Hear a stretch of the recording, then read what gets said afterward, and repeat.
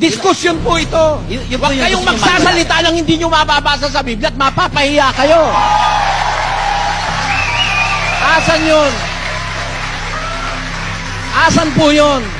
Anong talata na kinausap niya yung kapisanan ng Diyos? Hoy, gumawa tayo ng langit at lupa. Yun ang sabi nyo kasi eh.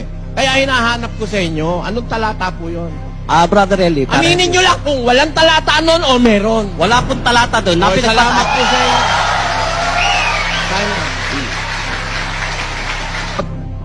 Asan po ang Diyos nung hindi niya pa nililikha lahat ng bagay? Narito po sa kalawakan. Kayo po ba'y sigurado na dun sa sagot niyong siya'y nasa kalawakan nung hindi pa niya nililikha lahat ng bagay? Sigurado kayo? May babasahin ako sa Biblia dahil hindi nyo rin lang tatanggapin. Mabuti basahin ko. Dito po sa isang talata ng Genesis, ganito po ang nakasulat dito, kapatid.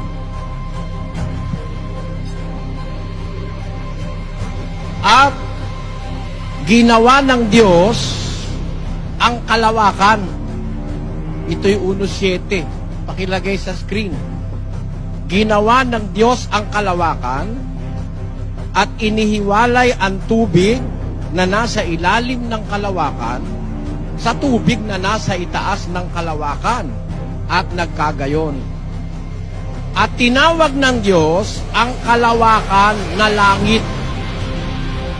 Ang tanong ko, asan ang Diyos nung hindi niya pa nililikha lahat ng bagay? Sabi niyo, nasa kalawakan. Eh, hindi ba yung kalawakan ay ginawa niya rin at yun yung langit? Ang tanong ko maliwanag kasi eh.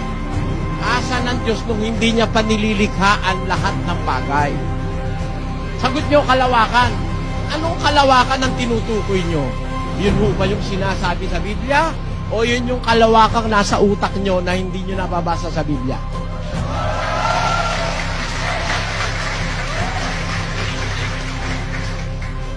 Marami po salamat, Brother Eli, at binigay nyo ng pansin ang salitang kalawakan.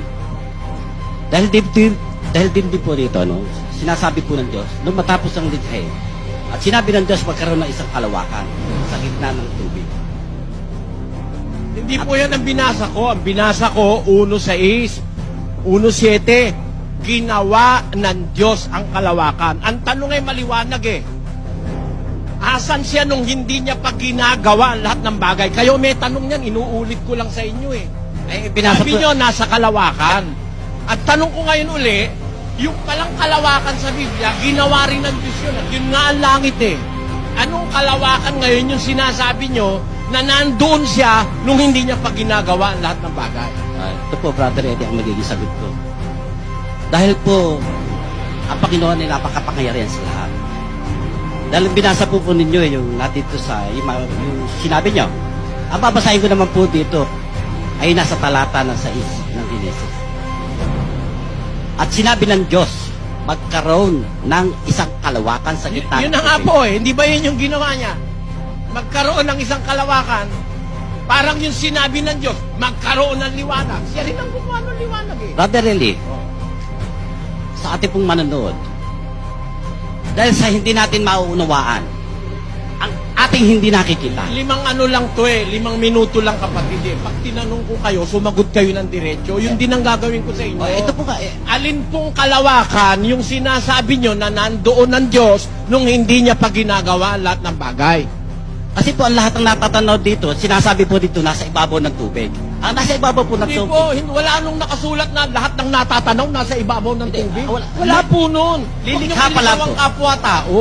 Lilikha Ang pa lang. sabi doon, at ang lupa ay walang anyo at walang laman. Ang Espiritu ng Diyos nasa ibabaw ng tubig. Wala akong nakalagay doon. Lahat ng natatanaw nasa ibabaw ng tubig. Wala akong nun. Dito po, Wala akong nun. bali dito po, sinasabi po rito, Brother Eli. Dahil hindi natin mauunawaan, hindi natin natatanaw, kaya ang salita dito ng sinabi ng Panginoon, magkaroon na isang kalawakan. Lumalawig po tayo, masasayang ang oras natin. Di po. Milyon po ang binabayaran namin dito na hindi naman namin kayo sisingilin. Kaya, ang tanong ko sa inyo, sa maikling oras ng pagtatanong, aling kalawakan yung sinasabi nyo, diretsahin nyo na. Aling kalawakan ang sinasabi ko pong niyo kalawakan, na nandoon ng Diyos nung hindi pa niya ginagawa ang anumang bagay? ang sinasabi ko pong kalawakan, itong hindi natin natatanaw. Alin pong itong ito? Itong hindi natin natatanaw. Ito po, ito. Yung hindi natin nakikita. Ito po ang Yan po ang kalawakan? kalawakan. Yan po ba? Yan po ang sige. kalawakan. Mabuti, sasagot kayo ng ganyan, diretsaan. Kasi walang specific ang sagot nyo eh. Sabi nyo kanina, ang Diyos, tumatayo sa kapisanan ng Diyos, di ba? Apo. At ang sabi nyo, tinulat ko, iminungkahi ng Diyos sa kapisanan ng Diyos na gumawa sila ng langit at lupa. Saan nyo po nabasa yun? Ang Yung salita sinabi nyo na iminungkahi ng Diyos doon sa kapisanan ng Diyos, nagagawa sila ng langit at lupa. Saan nyo po nabasa yun? ito po yung pinagbantayan ko nung likhain ng Diyos ang tao. Hindi po tinatukoy ko tao. Hindi, Ang hindi. tinutukoy ko yun, sabi nyo kanina, ayoko kasing maligaw ang tagapakinig ng ang dating daan eh. Sabi nyo, tumatayo ang Diyos sa kapisanan ng Diyos. At kung andun siya sa kapisanan ng Diyos, sabi nyo, iminungkahi niya na gumawa sila ng langit at lupa. Saan po yun? Okay. Ito po, kaya ko sinasabi naman to, binanggit Hindi ko ko din. tinatanong kung kaya eh. Hindi ko tinatanong ang konklusyon nyo. Hinahanap ko sa inyo anong talata yung binasahan nyo yung sinasabi. Saan sa Biblia po? Ito po ang pinagbasahan na, yung awit, 82, ang talatay 1. O wala hurong mungkahi. Sa 82.1 ng awit, babasahin ko. Wala hurong mungkahi. Ang sabi rito, ang Diyos tumatayo sa kapisanan ng Diyos. Siya'y humahatol sa gitna ng mga Diyos. Wala hurong mungkahi.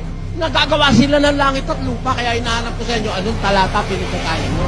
Sa madaling sabi, ang gusto kong yung maliwanagan dito, yung mungkahe. Yung sinabi nyo! Saan langit at Yung lupa? sinabi nyo! Diskusyon po ito! Yung po Huwag yung kayong gusto nyo magsasalita ng hindi nyo mababasa sa Biblia at mapapahiya kayo!